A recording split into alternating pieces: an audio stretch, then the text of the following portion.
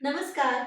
आज मेरे हाथ में एक ऐसी किताब है जो आपको आपके बचपन की याद दिला देगी। आप देखकर समझ गए होंगे कि मेरे पास स्कूली पाठ्यक्रम की एक किताब है।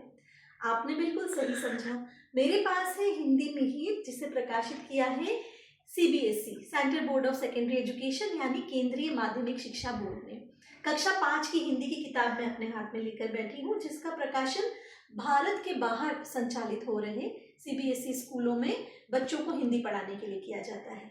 तो संभव है कि भारत के भीतर की कक्षा 5 की हिंदी अलग हो, भारत के बाहर की थोड़ी चेंजेस, भाषा के स्तर पे नहीं, पाठ पाठ और भाषाई जटिलता के स्तर पर थोड़ी सी अलग हो। खैर, बात यहाँ भाषा और टीचिंग की बिल्कुल नहीं हो रही है, बात हो रही है ग्राहम बेल की। अब सवाल ये आता है कि मैं आज ग्राहम बेल के बारे में बात क्यों कर रही हूँ।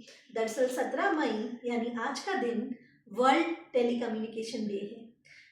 तो ऐसा नहीं है कि आज ग्राहम बेल का जन्मदिन है। यूएन ने जब वर्ल्ड टेलीकम्युनिकेशन डे की घोषणा की थी, तो यूएन चाहता था कि दुनिया भर के लोग सूचना और संपर्क के महत्व को समझें। लेकिन ग्राहम बेल आज के दिन इसलिए महत्वपूर्ण हो जाते हैं कि यही वो इंसान थे जिन्होंने हमें टेलीफोन का आविष्कार करके टेलीफोन का एक तोहफा दिया था, लैंडलाइन फोन, जिसके कारण टेलीकम्युनिकेशन की शुरुआत हमारी दुनिया में हुई। तो वैसे तो देखा जाए तो कह सकते हैं कि ये विज्ञान का आविष्कार था, फिजिक्स का आविष्कार था। लेकिन जब हम इसकी गहराई में उतरते हैं तो इस आविष्कार में मुझे विज्ञान और फिजिक्स के साथ नजर आता है प्यार और समर्पण। दरअसल ग्राहम बेल जब 12 साल के थे तो उनकी माँ किसी बीमारी के चलते सुनने में असमर्थ हो गई थी, और वहीं से उनके मन में ये जिज्ञासा जागी कि वो एक ऐसी मशीन बना पाए जिससे उनकी माँ सुन सके। आगे जाकर ये सेम समस्या उनकी धर्मपत्नी के साथ भी आई, वो भी सुनने में असमर्थ थी, जिससे ग्राहम बेल की ये लगन, एक नई मशीन बनाने की लगन जारी रही। ग्राहम बेल उन लोगों के लिए स्पेसिफिक सुनने की मशीन तो नहीं बना पाए, लेकिन वो कोशिश करते करते उन्होंने हमारी दुनिया को टेलीफोन दे दिया, जिसने टेलीकम्युनिकेशन की नींव रखी। हम लोग वायर्ड कम्युनिकेशन से, लैंडलाइन टेलीकम्युनिकेशन से आज वायरलेस टेक्निक पर आ गए हैं। तो इसमें बहुत बड़ा योगदान है ग्राहम बेल का।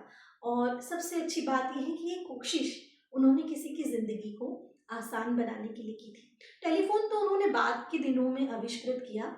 उसके पहले उन्होंने अपने एक दोस्त के पिता, जो कि अनाज पीसकर आटा बनाने का काम करते थे, उनकी मुश्किल को हल करने के लिए एक आटा चक्की भी बनाई थी।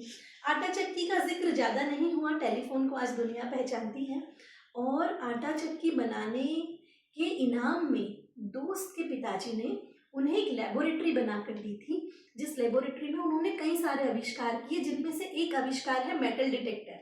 आज भी हमारे एयरपोर्ट्स पर और कई जगह पर सुरक्षा जांच के लिए जिस मेटल डिटेक्टर को इस्तेमाल किया जाता है, उसका प्राथमिक रूप, प्राइमरी डिवाइस ग्राहम बेल ने बनाई थी।